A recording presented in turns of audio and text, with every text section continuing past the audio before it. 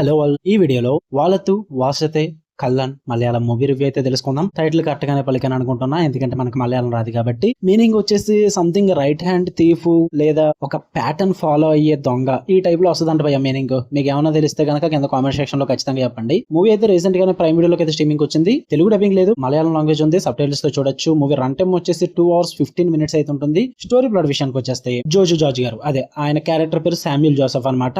ఆయన డాక్టర్ అయిన Irene miss అవడం అయితే జరుగుద్ది. అందుకు గాను ఆయన వెళ్లి బీజు మెనన్ గారు అంటే ఆంటోనీ జేవియర్ అనే పోలీస్ ఆఫీసర్ కంప్లైంట్ ఇస్తారు. మరి ఆమె ఎలా మిస్ అయింది, మరి ఆమెను కనుక్కున్నారా లేదా, అసలు ఏం జరిగింది, వీడి చుట్టూరు నడుస్తుంది ఇవాళతో వాషతే కల్లన్ మూవీ. ఇక ఈ మూవీ నాకు ఎలా అనిపించింది అంటే, నాకు సెకండ్ హాఫ్ అయితే చాలా బాగా నచ్చింది. ఫస్ట్ హాఫ్ అయితే యాజ్ యూజువల్ గా రెగ్యులర్ అండ్ ప్రెడిక్టబుల్ గా వెళ్ళిపోయింది. జీతు జోసెఫ్ గారి ఫిల్మ్స్ మీకు ఆల్రెడీ ఎక్స్పీరియన్స్ ఉంటాయి కనుక, సో అదే వేలో అదే టైప్ లో ఉంటుంది. కొత్తగా మరీ ఎక్స్పెరిమెంటల్ గా అయితే ఏం తీసుకురాలేదు. Second half of the screen play కొంచెం డిఫరెంట్ గా ఉంటుంది, బట్ ఓవరాల్ గా మూవీ ఒక మర్డర్ జరగడం, ఇన్వెస్టిగేషన్ మోడ్ లోకి వెళ్ళడం, అది దాని తర్వాత ఒక రివెంజ్ మోడ్ లోకి వెళ్ళడం, ఇదంతా కూడా ఒక ఫార్మాలిక్ వేలో ఉంటుంది జీతు జోసెఫ్ గారి ఫిల్మ్స్ లో. సో ఎక్కడ కూడా మీరు అదే ఫార్మాలిక్ వే అయితే చూస్తారు, కొత్తగా అయితే ఏం చూడరు. సో దాని పరంగా ఓకే అనుకుంటే చూద్దాము, మలయాళం థ్రిల్లర్ సిస్టమ్ అనుకుంటే ట్రై చేయండి, వర్కౌట్ అవుతుంది. బట్ మరీ సూపర్ తోపన్ అయితే ఏం చెప్పను కానీ, ఈజీగా వన్ టైం వాచబుల్ అనిపించింది నాకైతే. సెకండ్ హాఫ్ అయితే బాగా ఇంపాక్ట్ క్రియేట్ చేస్తుంది. పాజిటివ్స్ కూడా నేను అదే మెన్షన్ చేస్తా.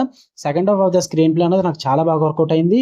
మెయిన్ గా ఇంటర్వెల్ బ్లాక్ కానీ, ఆఫ్టర్ దట్ జరిగే ఇన్సిడెంట్స్ అండ్ కొన్ని ట్విస్టులు రివీల్ అవ్వడం, ఇదంతా కూడా ఇంట్రెస్టింగ్ అనిపిస్తుంది. అండ్ ఆ మిస్టరీని కూడా చాలా బాగా హోల్డ్ చేస్తారు సెకండ్ హాఫ్ ఆఫ్ ద మూవీలో, చివరి వరకు హోల్డ్ చేస్తారు భయ్య. నాకు అది బాగా నచ్చింది.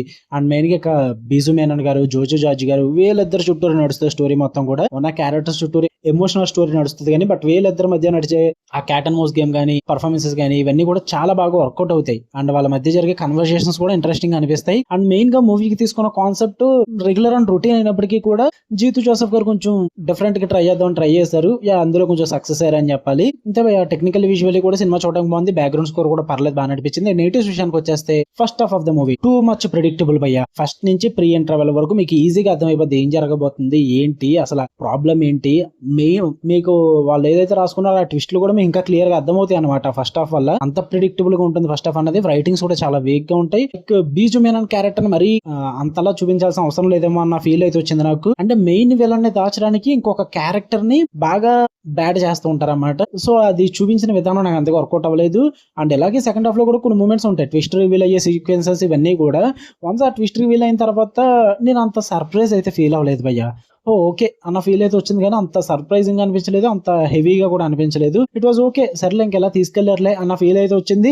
ఎక్కడో కొంచెం ప్రెడిక్టబుల్ గానే ఉంటుంది ఆ ట్విస్ట్ కూడా. దాని పరంగా కూడా కొంచెం నాకు రైటింగ్స్ ఎంతగా వీక్ గా అనిపించాయి. మరీ ఫార్మాలిక్ అయిపోయారు భయ్య జీతు జోసెఫ్ గారు. ఇదే టైప్ మూవీస్ వరుసగా తీసుకుంటూ వస్తుండడం వల్ల అంత ఇంపాక్ట్ క్రియేట్ అవ్వట్లేదు. కొంచెం వేరే ఫ్లేవర్ ఏదైనా ట్రై చేస్తే బాగుంది అనిపించింది నాకైతే. ఓవరాల్ గా అయితే it was one time watch, నాకైతే పర్లేదు అనిపించింది. చూద్దాం అనుకుంటే ట్రై చేయండి, ఆ ఫ్యామిలీతో చూడొచ్చు, ప్రాబ్లం ఏం లేదు. మీకు కన్నా వీడియో నచ్చితే లైక్ చేయండి, షేర్ చేయండి, మీ ఒపీనియన్స్ కూడా కామెంట్ చేయండి. మళ్ళీ నెక్స్ట్ వీడియోలో కలుద్దాం. అంటే లవ్ యూ ఆల్.